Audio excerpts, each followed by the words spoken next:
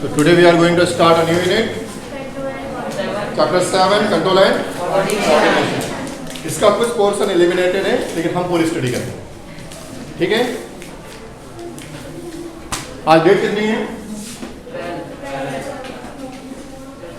क्या स्पेशल है आज? 12 जनवरी क्या है? स्वामी विवेकानंद जयंती, बेसिकली युवा दिवस, मतलब आप लोगों के लिए होता है। व्हाई 12 जनवरी सेलिब्रेटेड लाइक युवा दिवस क्यों मनाते हैं? And who is Swami Vivekananda?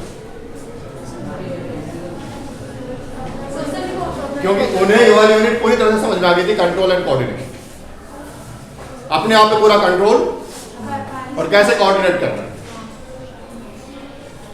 ठीक है। उनका एक और इंपॉर्टेंट स्लोगन किसी को याद है जो स्पार्क देता है? सुभाष चंद्र बोस ने इतना बड़ा आजाद हिंद फौज खड़ा किया था, उनके मोटिवेशन के पीछे उनकी एक लाइन काम की। उन्होंने लिखा है कि स्वामी विवेकानंद को पढ़ने के बाद मुझे में स्पार्क था, और ऐसे नहीं जाने कितने लाखों करोड़ों लोग उनसे वो स्पार्क लेते हैं। एक हर लाइन आपको याद है जो आपकी लाइफ बदल दे?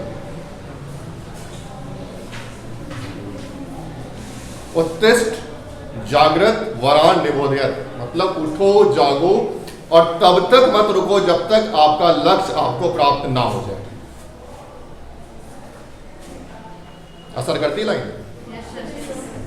उठो मतलब उठे हुए हैं तो खड़े हो जाते, जागो जागे हुए नहीं है, आंखों से जागृत जागरण नहीं होता, अपने उद्देश्य के प्रति जागृत। उठो जागो और तब तक मत रुको जब तक आपका लक्ष्य आपको प्राप्त ना हो जाए। इसके लिए लक्ष्य भी पता होना चाहिए, ऑब्जेक्टिव क्या है।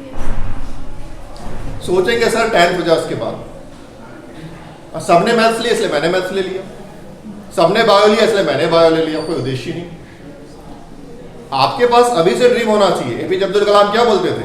सपने वो नहीं जो सोने देते हैं, सोने में मिलते हैं, सपने वो होते हैं जो नींद नहीं आने देते। आपकी नींद गायब कर दे उसको सपना बोलते, नींद में सपना देखने वाला सपना नहीं।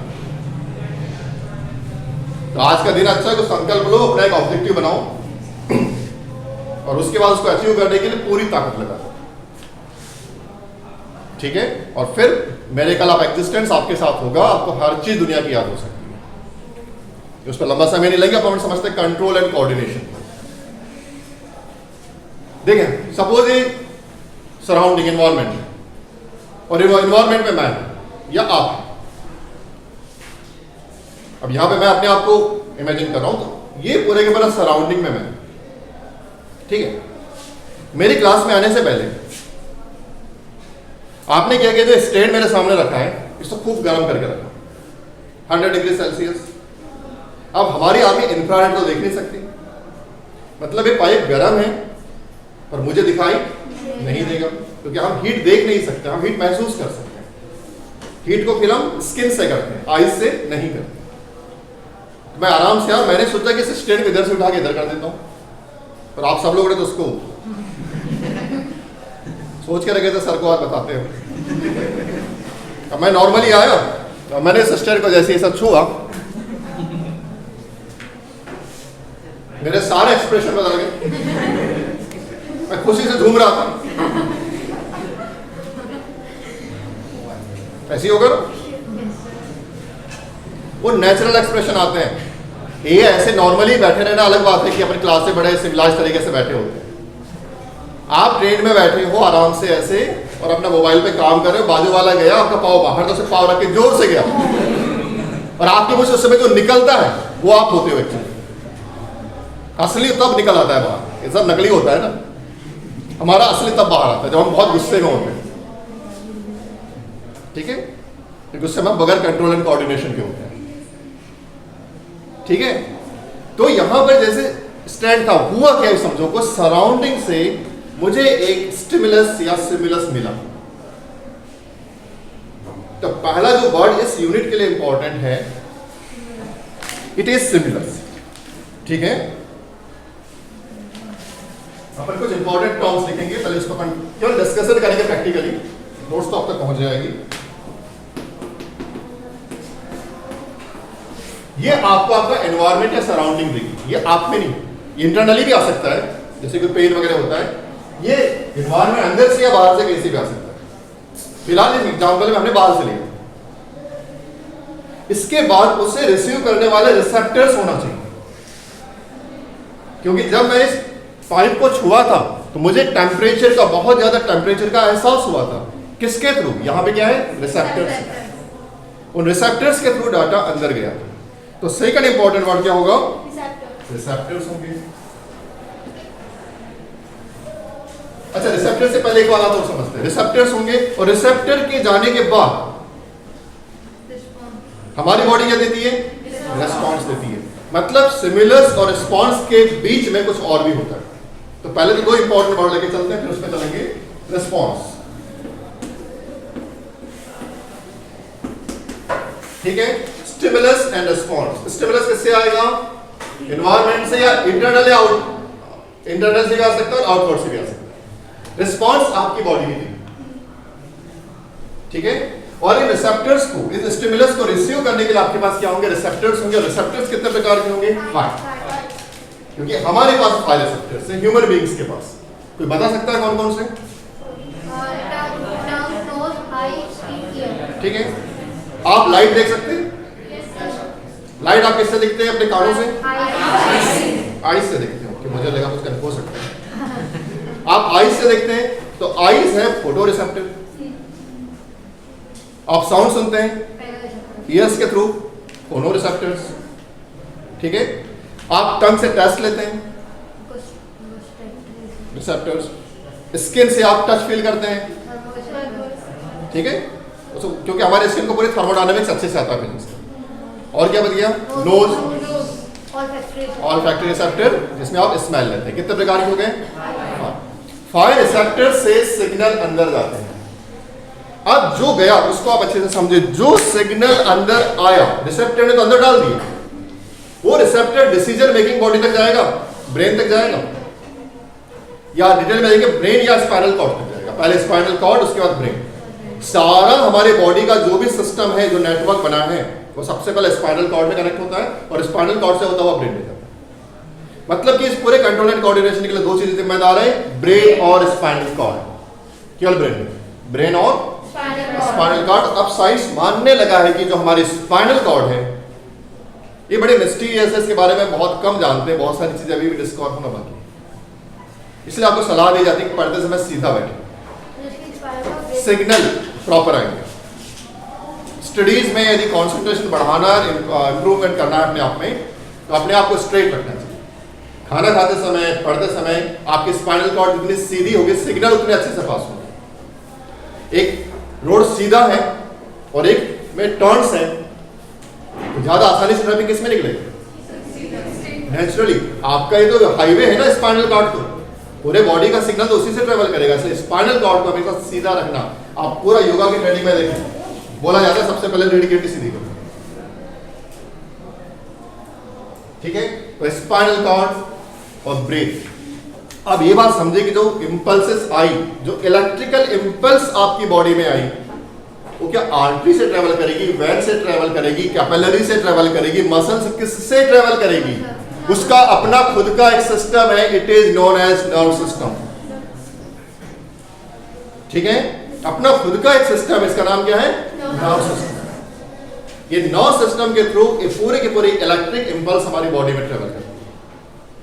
मतलब इंपल्सेस अंदर आती हैं, स्टिमुलस अंदर आते हैं और रिस्पॉन्स बाहर जाते हैं। जैसे सिंपलीफाई वर्जन में बोलो, जैसे आपके रूम में इलेक्ट्रिक फिटिंग है, लाइन लगी हुई है, तार लगी हुई है, ऐसी पूरी बॉडी में एक वायरिंग है, महीन तारों। इसको अपन क्या बोलते हैं? नर्व्स। कंट्रोल एंड कोऑर्डिनेशन 2 प्रकार से अचीव किया जाएगा। एक होगा नर्वस सिस्टम के थ्रू और एक होगा एंडोक्राइन सिस्टम के थ्रू। एक होगा फिजिक्स के थ्रू, एक होगा केमिस्ट्री के थ्रू। नर्वस सिस्टम मतलब इलेक्ट्रिक इंपल्स है और एंडोक्राइन सिस्टम मतलब हार्मोन से, मतलब स्पेशल केमिकल्स। तो यूनिट का पहला पार्ट है नर्वस सिस्टम के बारे में, यूनिट का दूसरा पार्ट है एंडोक्राइन सिस्टम के बारे में। यहां तक डाउट? प्रोसेस क्लियर हो रही? अब आपकी बॉडी में जो सिग्नल्स जा रहे हैं, मतलब कि पूरा का पूरा जो इंफॉर्मेशन है वो इलेक्ट्रिक इंपल्स के रूप में जा रहा है। सपोज मुझे इस चाक को यहां उठाना है, ये चाक यहां रखा है, इसे मुझे उठाना है। अब इस प्रोसेस को बहुत अपन स्लो करके देखेंगे, तो बहुत फास्ट ऐसा हो जाता है पता भी नहीं चलता। अब हम इस पूरी की पूरी प्रोसेस को स्लो करेंगे। साइंस को जितना प्रैक्टिकली लोगे उतना मजा आएगा। किताबें पढ़ लेते हैं, ऐसा ऐसा होता है, फील नहीं होता। ठीक है, आप इसको फील करो। यहां पे रखा मैंने इस चॉक को, मुझे उठाना है। सबसे पहले क्या हुआ, आपके माइंड में एक ऑर्डर जनरेट हुआ, एक सिग्नल जनरेट हुआ, एक थॉट जनरेट हुआ। बेसिकली क्या हो, इलेक्ट्रिक इंपल्स किसमें जनरेट हुई, ब्रेन में। वहां से अब वो बॉडी के डिफरेंट पार्ट्स तक गई। ऑर्डर दिया गया था इस हाथ को उठाने के लिए, इसलिए पावर नहीं मिल रहा। समझो कंट्रोल एंड कोऑर्डिनेशन का मतलब क्या है। कंट्रोल एंड कोऑर्डिनेशन, पूरे बॉडी के अलग अलग ऑर्गन्स एक साथ मिलकर एक ही कॉमन पर्पस के लिए काम कर रहे हैं। क्योंकि मालूम है इस पैर को कि मेरा भी फिलहाल कोई रोल नहीं। यदि मैं फुटबॉल खेल रहा होता मैं बिल्कुल बदल जाता, मेरे दोनों हाथ शांत हो जाते, दोनों पैर चले लगते। यदि मैं बैडमिंटन खेल रहा होता तो मेरे ये वाला हाथ, एक राइट या लेफ्ट जो भी है, दोनों पांव चल रहे होते। यदि मैं बॉलिंग कर रहा होता तो मेरे जेस्चर्स अलग होते। हर जगह कंट्रोल एंड कोऑर्डिनेशन दिखता है। जब आप साइकिलिंग करते हैं, जब आप बाइक पे चलते हैं, जब आप पैदल चलते हैं, समझ में आ रहा है। तो यहां पे हमको एक चाक उठाना। तो ये हाथ को जो सिग्नल जा रहा है, वो जब सिग्नल जाएगा इस पर, ये मोटर नर्व के थ्रू ऑर्डर जाएगा और यहां पर ये मसल्स है। मसल्स क्या है, बेसिकली प्रोटीन्स, स्पेशलाइज्ड प्रोटीन्स है जो ऑर्डर फॉलो कर सकते हैं, जो अपना शेप और साइज चेंज कर सकते हैं। मसल छोटी और बड़ी हो सकती है अकॉर्डिंग टू ऑर्डर। तो इस हाथ को जब ऑर्डर गया तो हाथ बराबर जगह फॉलो कर रहा है मेरे उस ऑर्डर को। ऑर्डर यहां से आ रहा है, सिग्नल यहां से आ रहा है, उसको देखो बराबर फॉलो कर रहा है, धीरे से उस डायरेक्शन पे जाएगा, उसका वेट एनालाइज करेगा ब्रेन, उसको उठाएगा। अब मैं चाक उठा रहा हूं तो मैं नॉर्मल उठाऊंगा। यदि मैं चाक को ऐसे उठाऊं तो कुछ अजीब सा लगेगा, क्योंकि रिक्वायरमेंट नहीं, कंट्रोल एंड कोऑर्डिनेशन। हाथ को पता है कितनी ताकत लगानी। दैट्स व्हाई हमारी बॉडी का सबसे अधिक एनर्जी कंज्यूम होती है ब्रेन में। इसलिए जब आप पढ़ते जाते हैं तो भूख लगती फील करते हैं।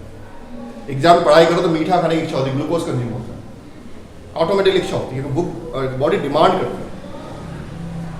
ज्यादा पढ़ने से क्या होता है, कई बार किसी लोग के डायजेशन खराब होने लगते हैं, क्योंकि ब्लड का पूरा सर्कुलेशन यहाँ कॉन्सेंट्रेट हो रहा है, यहाँ पे प्रॉपर नहीं जाता। तो नेचुरल ऐसा होता है।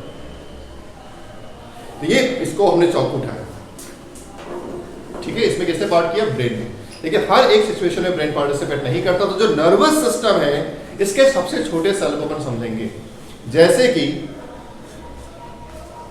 आपने देखा था एक्सप्रेशन में किडनी की सबसे छोटी यूनिट नेफ्रॉन थी, वैसे इसकी सबसे छोटा जो यूनिट होगा इट इज न्यूरॉन। कंफ्यूज नहीं होना, नेफ्रॉन और neuron, it is neuron. Upon neuron का डायग्राम ड्रॉ करेंगे और न्यूरॉन का डायग्राम ड्रॉ करने के बाद उसको अपन एक्सप्लेन करेंगे। चलिए मेरे साथ ड्रॉ करें न्यूरॉन का डायग्राम।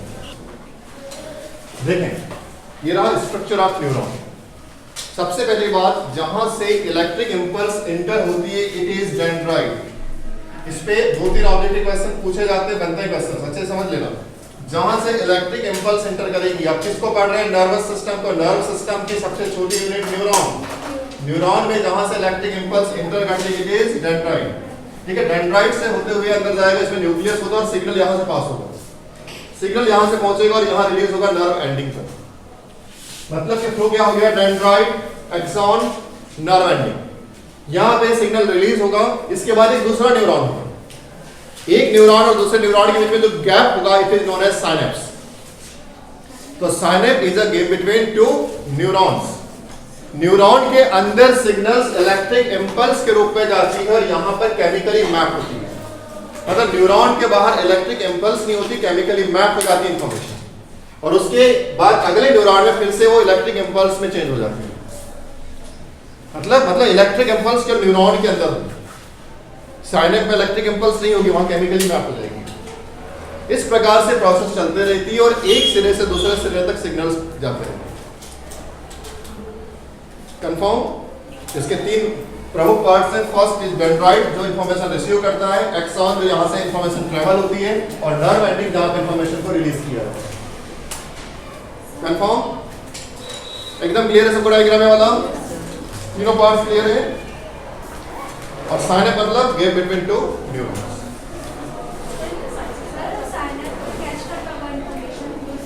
नहीं, वहां पे बहुत कॉम्प्लिकेटेड प्रोसेस है, यहाँ पे रिलीज होती है और यहाँ पे स्पेशल केमिकल्स होते हैं जो उसको मैप कर देते हैं। फिर वो वाले केमिकल से दूसरे न्यूरॉन उससे सिग्नल। इसके बाद एक बार ध्यान रखना कि चल रहा है GVS syndrome. It is related to Covid. जब हमारी बॉडी में एंटीबॉडीज बन जाती है, जब हमारी बॉडी में एंटीबॉडीज बन जाती है, तो जो एंटीबॉडीज है किसको मारना चाहिए? वायरस को मारती है। लेकिन जो एंटीबॉडी होती है कुछ उसका स्ट्रक्चर इसके जैसा होता है। तो एंटीबॉडी क्या करती है? धीरे धीरे हमारी बॉडी के सेल्स को ही मारने लगती है। It means